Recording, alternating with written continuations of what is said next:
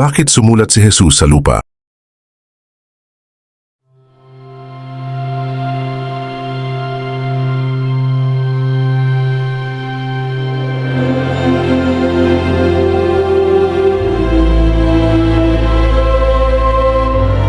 Isang normal na araw sa Jerusalem, kasabay ng pista ng tabernakulo, isang nakakagulat na tagpo ang tumambad sa gitna ng mga tao, habang ang karamihan ay abala sa kanilang mga paghahanda at ang mga relihiyosong pinuno'y nagmamatsyag sa bawat kilos. May isang babae ang pilit na kinaladkad patungo sa gitna ng liwasan. Hiyang-hiya ang babae, wala siyang nagawa kundi tanggapin ang mga matang mapanghusga at ang mga bulong-bulungan na tila mga kutsilyong tumatarak sa kanyang pagkatao. Ang paratang? Pangangalo niya isang kasalanang ayon sa batas ni Moises ay may karampatang parusang kamatayan. Sa harap ng maraming tao, inilapit siya ng mga Pariseyo at mga eskriba kay Jesus. Hindi para humingi ng awa, kundi para subukin si Jesus. Hinanap nila sa kanya ang hatol na kamatayan upang mapatunayan na siya ay hindi sumusunod sa kautusan. Pero sa halip na maglabas ng hatol, may kakaibang ginawa si Jesus na ikinagulat ng lahat. Tahimik siyang yumuko at nagsimulang magsulat sa lupa. Tila baga hindi naririnig ang gulo sa paligid. Kung interesado ka sa ganitong klase ng video, ay huwag kalimutang mag-like and subscribe para lagi kang updated.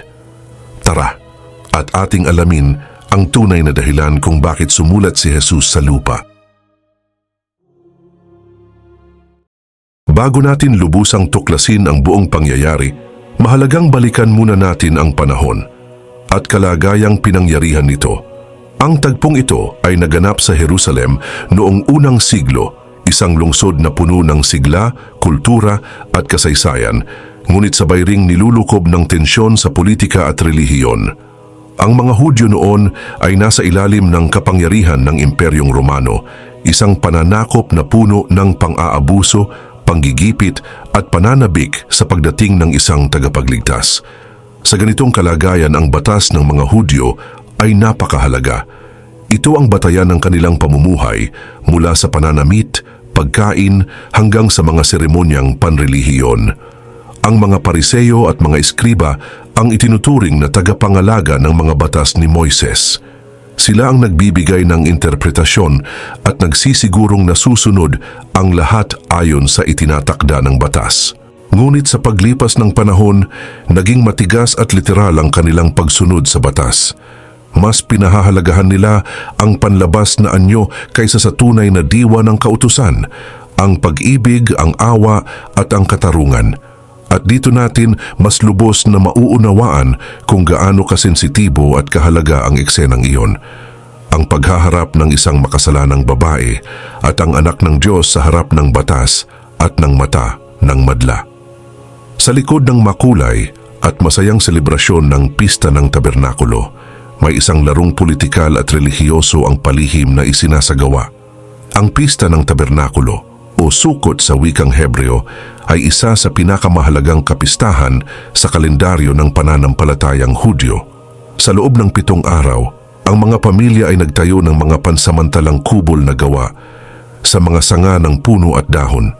Ginagawa nila ito bilang paggunita sa mahaba at mapanganib na paglalakbay ng kanilang mga ninuno sa ilang matapos silang palayain mula sa pagkaalipin sa Ehipto.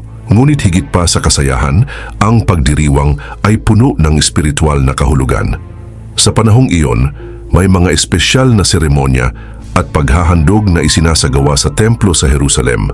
Panahon ito ng pasasalamat para sa ani, para sa katapatan ng Diyos, at para sa pangako ng pagbabalik ng kaharian ng Israel sa hinaharap. Ang tabernakulo ang sumisimbolo sa presensya ng Diyos sa piling ng kanyang bayan. Dito sila humihingi ng kapatawaran at dito rin nila iniaalay ang kanilang mga handog. At habang ginugunita ng mga Hudyo ang matinding pagkakandili sa kanila ng Diyos, lihim namang nagplano ang mga Pariseyo at eskriba ng isang bitag.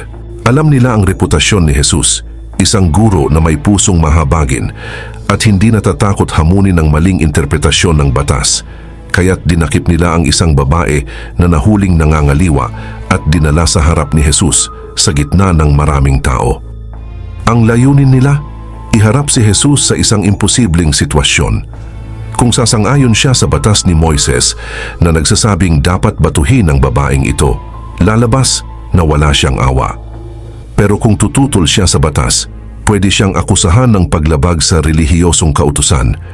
Isang tusong plano upang siraan si Jesus sa mata ng publiko at kung maaari, wasakin ang kanyang moral at espiritual na otoridad. Ngunit sa likod ng patibong na ito, lumantad ang tunay na anyo ng mga Pariseo at Eskriba.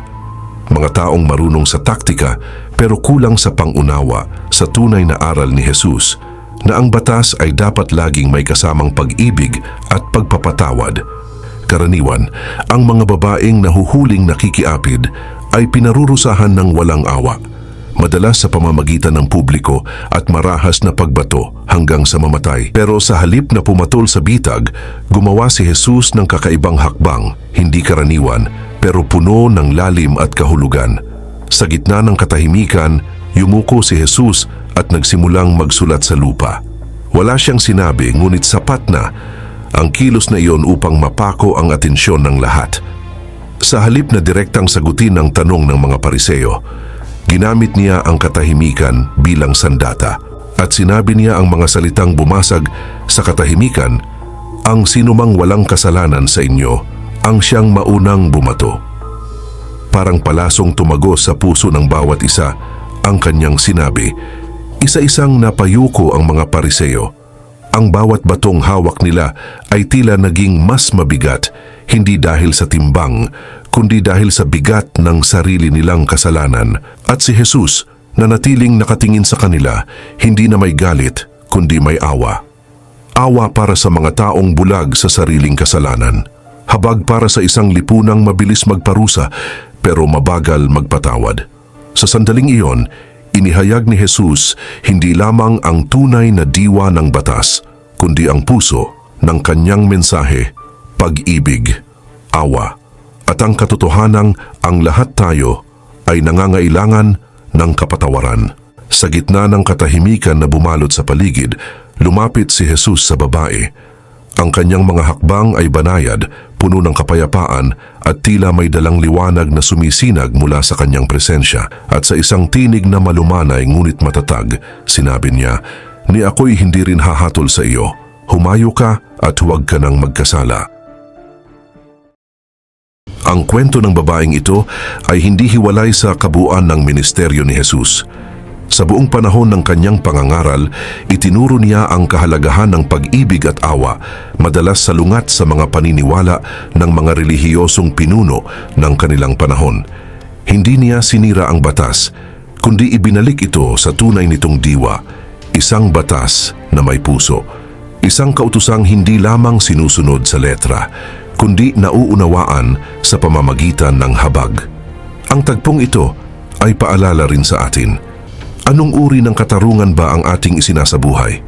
Katulad ba tayo ng mga Pariseo, mahigpit sa letra ng batas, pero sarado sa habag?